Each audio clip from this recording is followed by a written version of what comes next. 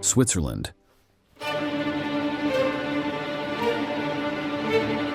The invulnerable neutral country. Over the past few centuries, this nation has stayed out of major world conflicts, but how did it do it? In this new military history video, we'll analyze how the Alpine land has become famous for its impartiality in every global war.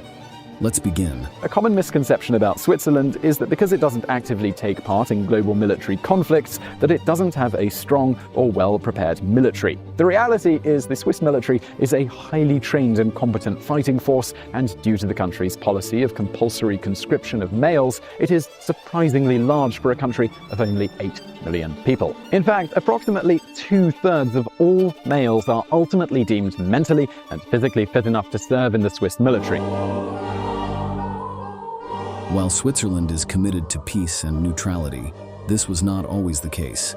In fact, in medieval times, the Swiss were very strong in wars, and their soldiers were sold as mercenaries to other countries.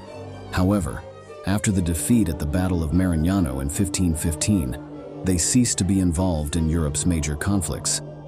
It was time for a change, but that was only the beginning. The history of their perpetual neutrality was the fruit of centuries of upheavals, invasions, and carefully negotiated diplomatic balances. The seeds of this policy were definitively planted in 1798, when the turbulent French Revolution, in its quest to spread the ideals of liberty and equality, crossed the Alps and invaded the Swiss Confederation. Until then, these lands were not a unified state, but a mosaic of cantons with their own laws, languages, and customs. But the occupation changed everything.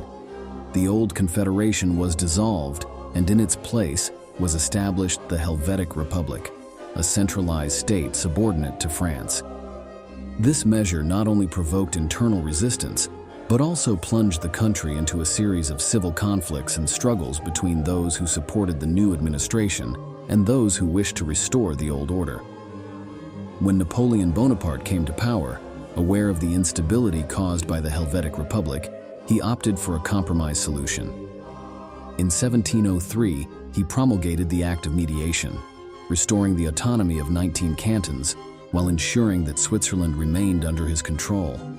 However, the emperor's hegemony did not last forever. The defeat of the French emperor in 1815 and his exile to the island of Elba opened a new chapter in European politics. At the Congress of Vienna, the victorious great powers, Prussia, Austria, Russia, and the United Kingdom, they met to redraw the map of the continent and restore the balance of power. Within this framework, Switzerland, located between France and Austria, became a key element of this new order. Neither power wanted that territory to fall into the hands of its rival, but neither wanted a belligerent country that could upset the fragile stability of the region. Thus, the diplomats agreed on a unique arrangement: perpetual neutrality. It's a similar idea to the promise of Belgian neutrality some decades later at the Treaty of London, only that time Belgium is supposed to be a buffer between France and Germany. But we all know how Belgian neutrality works out in both 1914 and 1940, so how come the Swiss managed to hold on to theirs? Switzerland's recognition as a neutral state came through the Treaty of Paris. This guaranteed its independence and inviolability in exchange for its commitment not to take sides in future conflicts. This impartiality became not only a state policy, but also the nation's fundamental pillar. Over time, this status allowed the country to transform into a humanitarian refuge, a headquarters for international organizations, and a symbol of stability on a war-torn continent. However, maintaining it for so long would be an enormous challenge, one that would shape its very nature.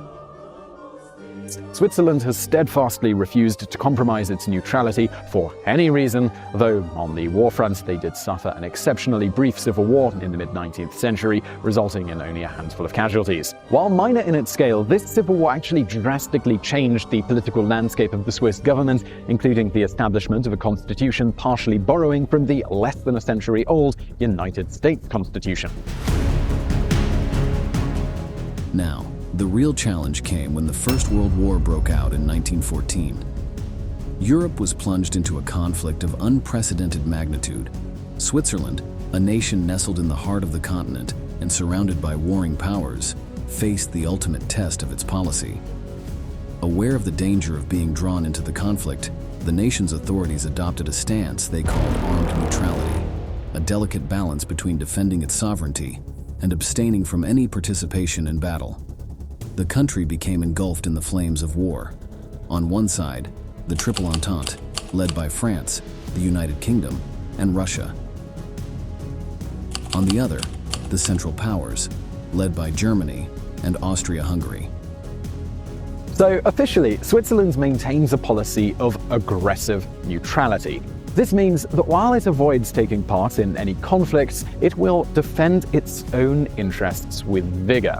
So how vigorously? Well, to ensure other countries respect its neutral stance, Switzerland has long put itself into a terrifyingly over-prepared position to fight.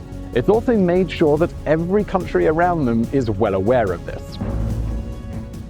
However, in the midst of a war of unprecedented magnitude, this seemed insufficient. Switzerland's position needed to be strengthened. However, due to its complex linguistic and cultural makeup, Switzerland found itself in a particularly delicate position. While the German-speaking population tended to sympathize with Germany, French-speaking people viewed France more favorably. This scenario threatened to fracture national unity, so the government acted swiftly to prevent internal tensions from becoming a bigger problem. On the military front, it rapidly mobilized its army and deployed troops to strategic borders. On the borders with France, the objective was clear: to prevent the devastating trench warfare from spreading to the Swiss cantons. Later, when Italy entered the conflict in 1915, the South was also reinforced. These measures were key to preserving the integrity of Swiss territory and demonstrating that the country was not an easy target to occupy. Beyond that, the scene, filled with mobilizations of soldiers ready for confrontation, threatened its stance of neutrality. However, to dispel any doubts about its policies, Switzerland assumed a crucial role in the humanitarian sphere. The Geneva-based International Red Cross played an essential role in coordinating care for the wounded on both sides and facilitating the exchange of prisoners. Furthermore, the country became a refuge for exiles, intellectuals, and opponents of the conflict, reinforcing its image as an impartial nation amid the devastation of war. As the war progressed, the belligerents realized that Switzerland represented neither a threat nor a strategic advantage for either side. This gradually reduced the need to maintain a large military presence on its borders. By 1918, when the war came to an end, the nation had managed to remain untouched by destruction, demonstrating that its neutrality, forged in the 19th century, remained viable. In any case, the conflict highlighted the difficulties of maintaining such a position in a world where war was constantly looming. Only a few decades later, a greater challenge would arrive. During World War II, Switzerland's geography placed it in an even more precarious position than during the First. Surrounded by Germany and Italy, two of the most aggressive Axis powers, the country became an island of apparent neutrality in the middle of a continent devastated by fire. In 1940, the Nazis surprised with their blitzkrieg strategy, which allowed them to conquer several nations, including a power like France. Adolf Hitler had Swiss territory surrounded, and it seemed that it was all over. First, some Swiss leaders opt for a policy of appeasement. The head of foreign affairs, Federal Councillor Marcel Pilat Golas, delivers an infamous radio address on June 25th, where he announces a partial demobilization and warns his countrymen that they must be prepared to play a part in the new Europe. People throughout Switzerland are alarmed at this speech, especially as it sounds too similar to those coming out of the newly established regime in France. Beyond this hopeless message, and the pressure from pro-Nazi movements pushing for annexation to the Third Reich, the country was unwilling to fall into the clutches of the Germans. They had to resist, and to achieve this, the government took immediate measures to strengthen its defenses. They deployed troops and fortified the Alps, convinced that any invasion attempt would have a high cost for the enemy. But that wasn't all. the Swiss realized they needed a place to retreat to should Hitler decide to invade. And since the majority of the population lived on plains, strategically vulnerable terrain in times of war, they understood the best option was to escape to the mountains. Bunkers and tunnels were built there, designed both to hide civilians and to conceal war material that would be used in a possible confrontation. Dubbed the Swiss National Redoubt, Switzerland has taken advantage of its unique natural geography, which includes mountains that surround it on nearly all sides, to build countless bunkers, fortifications, and warehouses across the country that can be accessed at a moment's notice. The full scale of the fortifications is a closely guarded secret, but some of them are kept in plain view as part of a comprehensive campaign of deterrence. The National Redoubt was established in key locations, where soldiers, tanks, artillery cannons, and even airstrips for fighter aircraft were positioned. The Swiss people were convinced that if the Nazis dared to attack them despite their neutral stance, they would defend their sovereignty to the bitter end. They even imagined the worst-case scenario, preferring to destroy everything they knew before seeing it in enemy hands. As all entrances will be booby-trapped, all infrastructure is to be blown up as the Swiss retreat. As one senior officer puts it, in our situation, there can only be one aim: to resist as long as possible. We want to go down fighting, leaving the aggressor only a totally devastated country without material or human resources of any kind. While it wasn't necessary to go to the bitter end, it is true that Hitler had plans to conquer Switzerland. The most imminent threat came when the Wehrmacht developed Operation Tannenbaum in 1940. This was an invasion plan designed to occupy the country after the fall of France. However, the offensive never materialized. The Germans, committed to higher priority fronts and lacking sufficient resources for a mountain operation, chose to maintain economic and diplomatic pressure on the nation rather than launch a direct attack. And while Hitler did have a detailed plan in place of how to invade Switzerland, the cost of doing so was always too high given the problems that the Axis powers were having on both the eastern and western fronts. Thus, Switzerland was largely ignored by both Allies and the Axis powers during World War II, despite its amazingly well-placed location right next to Germany, Italy, France, and Austria. Once again, the powerful German machine feared defeat in the face of the fierce resistance Switzerland had prepared in its mountains and at every point along the border. It wasn't just the explosives, tanks, and mountain bunkers. The defensive forces had grown to more than 500,000 men determined to prevail, risking their lives if necessary. In a scenario where the fight with the Soviets and the involvement of the United States complicated its plans, the Third Reich couldn't afford to face another enemy. Furthermore, the fear of defeat wasn't the only thing preventing Hitler from carrying out his plan.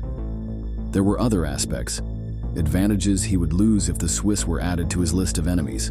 One of the most important services Switzerland provides is its infamous and secretive financial system.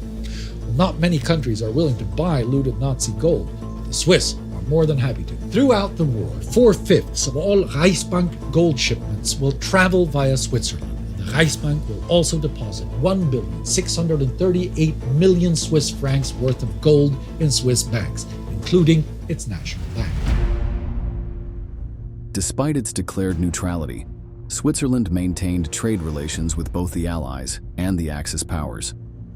Its precision machinery, essential for war production, was coveted by both sides. This trade, although necessary for the country's survival, generated tensions and criticism, especially from the Allied side, which viewed economic cooperation with Nazi Germany with suspicion. For its part, as we have seen, the Third Reich had a great interest in Switzerland's economic potential, which could provide a crucial financial boost for its regime. Within this framework, a complex balance arose that was difficult to sustain, especially when the conflict also brought violations of Swiss sovereignty in the form of bombing raids and unauthorized flights over its territory. Initially, the Allies and the Axis flew over the nation with relative impunity, but patience ran out when attacks occurred. But on several occasions, Allied bombers accidentally attacked Swiss cities, mistaking them for German ones. For instance, on April 1st, 1944, this very thing happened and it killed 40 Swiss citizens and destroyed over 50 buildings. This was not an isolated incident. In response, Swiss forces shot down both Luftwaffe and Allied aircraft, warning that any aircraft entering its airspace would be treated as hostile. Despite these incidents, the country continued to trade with both sides as a survival measure. Criticism continued, but its image of neutrality remained. On the other hand, Switzerland became a key center for espionage and communications. Its policy of impartiality made it the ideal place for the exchange of information between intelligence agents on both sides. Geneva and Zurich were venues for secret negotiations and clandestine activities that influenced the course of the war. Furthermore, the Swiss franc, as the only widely circulated currency with free convertibility, allowed Switzerland to play a crucial role in the commercial and financial transactions of the time. Finally, one of the most controversial aspects of Switzerland's neutrality during the war was its refugee policy. Thousands of people, mostly Jews, sought asylum in the country to escape Nazi persecution. However, Switzerland's strict immigration regulations prevented many of them from entering, sparking a heated debate about the ethics of its decisions in times of humanitarian crisis. At the end of the war, although its stance had been tested like never before, it managed to maintain it in the eyes of the entire world.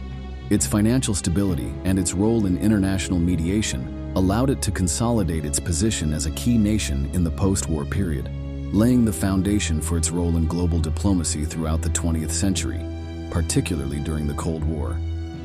Although it never again had to demonstrate its power as a deterrent, as it did against the Germans, the country continues to be highly prepared. Switzerland doesn't fight, yet still they can raise an army of 800,000 almost instantly.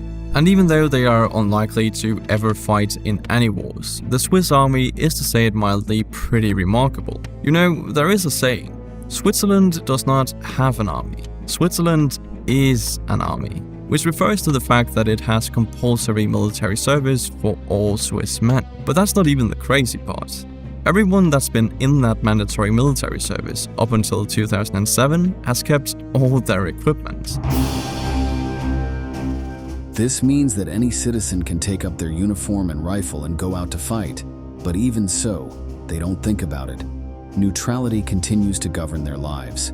With one small exception, however. Recently, this impartiality has been put to the test once again.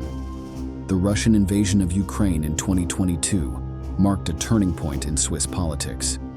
And for the first time in more than 2 centuries, the government decided to align itself with the economic sanctions imposed by the European Union against Moscow. As a result, the measure sparked an intense internal debate. Is Switzerland still truly neutral? Or does the geopolitical context force it to take sides? The truth is that the concept of neutrality, forged on the battlefields of the past, faces new challenges in an interconnected and constantly changing world. Thus, we will have to wait to discover what the nation's role will be in the future. And so we come to the end of our video. Thank you very much for joining us, and we look forward to seeing you in the next installment of Military History.